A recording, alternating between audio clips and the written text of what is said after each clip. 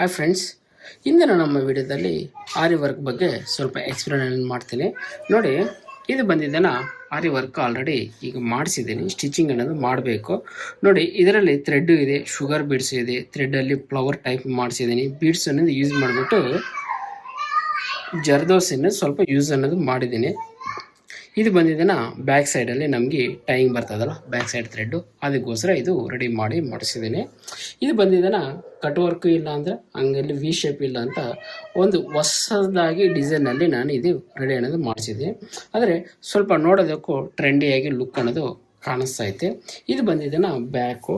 Front ಬಂದಿದ್ದೇನ ನಮಗೆ ನೋಡಿ ಇಲ್ಲಿ ಅನ್ನೋದು ನಾನು ರೆಡಿ ಅನ್ನೋದು ಮಾಡಿಸಿದ್ದೀನಿ. ಆದರೆ ಫ್ರಂಟೂ ಬ್ಯಾಕು ಸೇಮ್ ಇದೆ, ಬಟ್ ಇಲ್ಲಿ ಬ್ಯಾಕ್ ಸೈಡಲ್ಲಿ ಡಾಟ್ ಅನ್ನೋದು ಹಾಕ್ಸಿದ್ದೀನಿ. ಇಲ್ಲಿ ಫ್ರಂಟಲ್ಲಿ ನಾನು ಡಾಟ್ಸ್ ಏನೂ ಹಾಕ್ಸಿಲ್ಲ, ಜಸ್ಟ್ ಕಟ್ ವರ್ಕ್ ಶೇಪ್ ಮಾತ್ರ ರೆಡಿ ಅನ್ನೋದು ಮಾಡಿಸಿದ್ದೀನಿ. ಹಾಗೆ ಸ್ಲೀವ್ ಬಂದು ಕೊಡಲೇ ಸ್ಲೀವ್ ಬಂದಿದೆ ನಮಗೆ ಈ ರೀತಿ ಇದೆ. ಜಸ್ಟ್ ಇಲ್ಲಿ ಬಾರ್ಡ್ರ್ ಅಂದರೆ ಇಲ್ಲಿ ಬಾಟಮ್ ಸೈಡಲ್ಲಿ ಇದು ತುಂಬ ಡಿಸೈನ್ ಅನ್ನೋದು ಇದೆ. ಹಂಗಾಗ್ಬಿಟ್ಟು ನಾನು ಇಲ್ಲಿ ಕ್ಯಾನ್ಸಲ್ ಮಾಡಿಸ್ಬಿಟ್ಟು ಪ್ಲೈನ್ ಬಾರ್ಡರ್ ಮೇಲೆ ಡಿಸೈನ್ ಅನ್ನೋದು ಮಾಡಿಸಿದ್ದೇನೆ.